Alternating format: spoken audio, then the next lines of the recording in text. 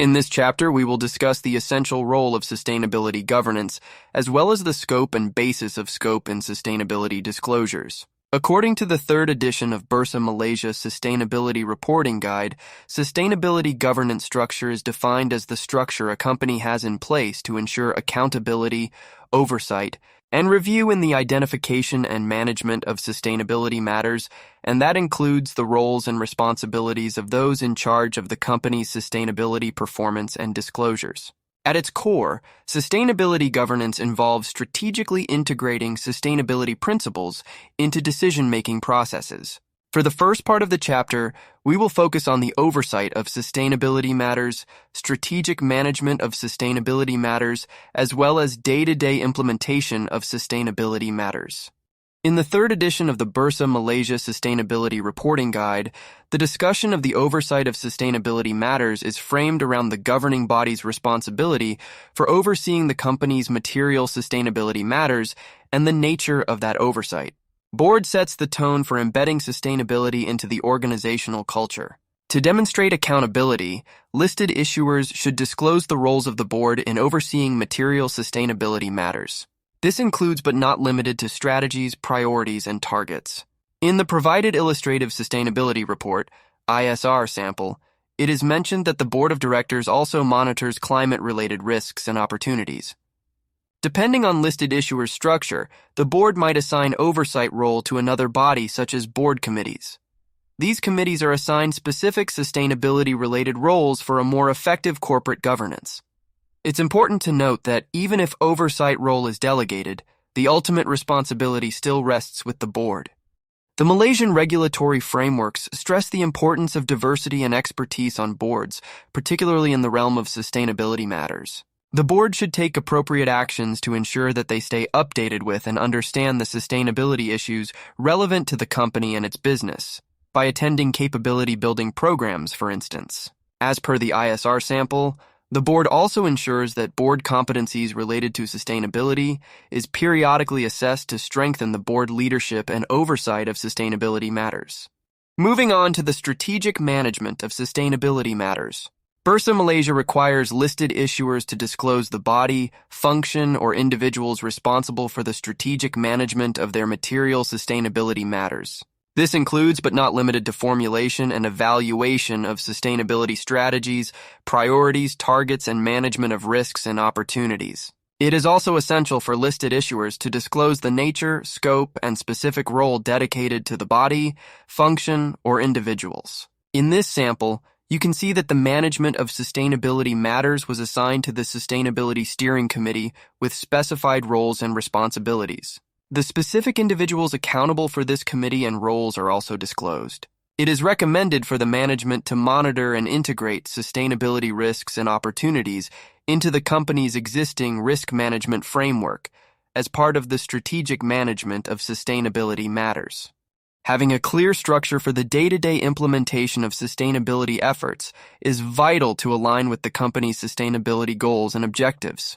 According to the third edition of the Bursa Malaysia Sustainability Reporting Guide, listed issuers should disclose the functions or individuals who are responsible for, or tasked with, the day-to-day implementation of sustainability-related plans, tasks, and initiatives. Using the sample taken from the ISR, the listed issuer disclosed that it has a dedicated function called the Sustainability Working Group, represented by middle managers from different functions, to carry out the daily implementation and operations of the company's strategies and plans related to sustainability. For more real-life examples on day-to-day sustainability routine, listed issuers may refer to the third edition of the Bursa Malaysia Sustainability Reporting Guide, as well as the Toolkit Governance. Before we conclude our discussion on sustainability governance, it is important to note that the development of sustainability governance structures is an evolutionary process requiring significant time and commitment. Bursa Malaysia anticipates a maturation of sustainability governance disclosures over time from listed issuers. Lastly, it is crucial to reiterate that there is no one-size-fits-all for sustainability governance structures. Each listed issuer's governance structure is distinctive, shaped by its own unique structure and available resources. However, at a minimum, listed issuers should consider disclosing a clear structure and sustainability-related roles for board, management, and day-to-day functions.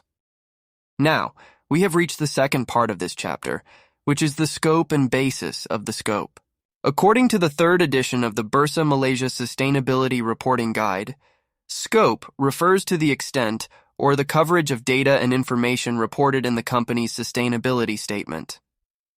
The term boundary may be included in the disclosures of scope.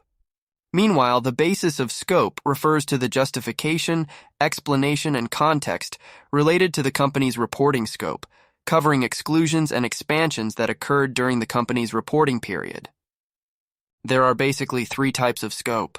First, geographical locations of operations, simply known as geographical boundary. This refers to the physical or operational locations of the business.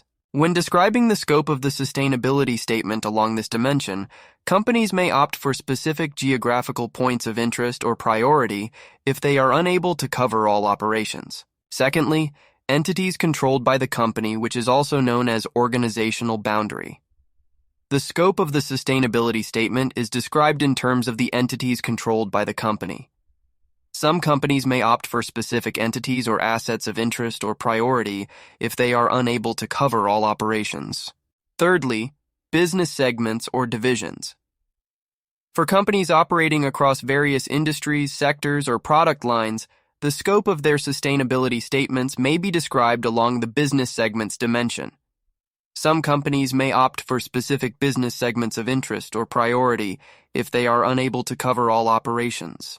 It is important to note that Bursa Malaysia expects listed issuers to cover all, or eventually cover all of its operations to better conceptualize the footprint of the listed issuer's operations. For advanced disclosure, mature listed issuer can consider providing information about its operations within the value chain, which includes procurement, product manufacturing, end of life, and after-sales phases. The value chain is further defined as upstream, midstream, and downstream. Disclosing value chain in the scope shows readers that the listed issuer understands the impacts of its activities and reinforces its dedication to integrating sustainability into its operations. As for the basis of scope, listed issuers must disclose why or how it chose the boundaries. A clear basis for the scope is necessary unless the sustainability statement already includes all segments, entities, or operations under the company's control. If the reporting scope doesn't cover all operations, listed issuer should clearly explain what's included or excluded and provide reasons for these choices. Let's take a look at our example here. The listed issuer has explicitly mentioned up front that they have excluded few entities due to a recent acquisition and their insignificant sizes, and they even mentioned their plan for future inclusion. To summarize key points from this chapter, in terms of sustainability governance, listed issuers are required to disclose the oversight of sustainability matters, the management of sustainability matters, and the day-to-day implementation of sustainability matters. The sustainability governance structure should also be supplemented with specific roles and responsibilities. As for the scope and basis of scope, listed issuers are required to clearly mention the boundary of their sustainability statement and provide a clear justification for why and how they chose the boundary. By disclosing all the required aspects discussed in this chapter, you're one step forward towards ensuring your company meets the Bursa Malaysia listing requirements. Listed issuers may refer to the third edition of the Bursa Malaysia Sustainability Reporting Guide, Illustrative Sustainability Report, Toolkit Governance, as well as the PLC Transformation Program Guidebook 2 for more guidance related to sustainability governance and scope and basis of scope. We will be discussing materiality assessment in our next chapter. See you there.